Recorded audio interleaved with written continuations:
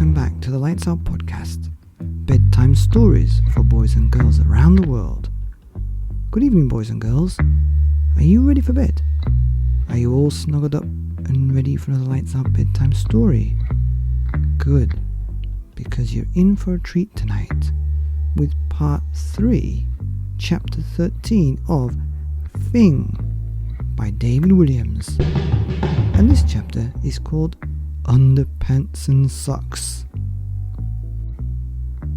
Mr. Meikle's journey to the deepest, darkest, jungliest jungle was long. And when I say long, I mean long.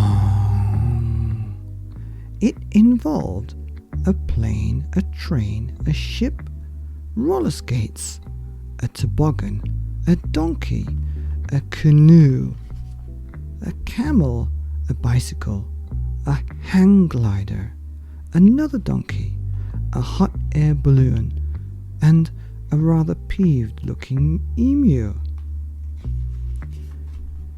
After a month, he really should have packed more underpants and socks, as they were now only being changed weekly. Father looked a state. His glasses had cracked. He had grown a long, straggly beard. His clothes were torn into rags, and, horror upon horror, he had lost one of his sandals. Worst of all, the Monsterpedia book was now overdue, and there was already a substantial fine of 10 pence to pay. However, none of that really mattered, as Mr. Meek had finally reached his destination, the deepest, darkest, jungliest jungle, home of the Fing. In case you were wondering where the deepest, darkest, jungliest jungle is, and might be suspecting I have simply made it up, please peruse the map on the next page. This is a map of the deepest, darkest, jungliest jungle.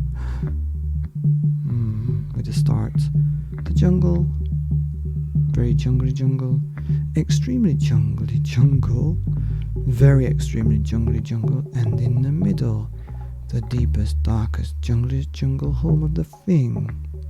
Then on the way out, more jungle, not so jungly, less jungly, yet more jungle, hardly any jungle at all, definitely not jungle, the end of the jungle.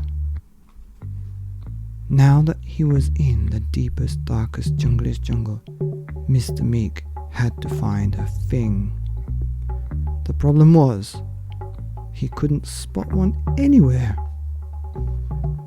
The end of Part 3, Chapter 13 of Fing by David Williams, here on the Lights Up podcast, bedtime stories for boys and girls around the world.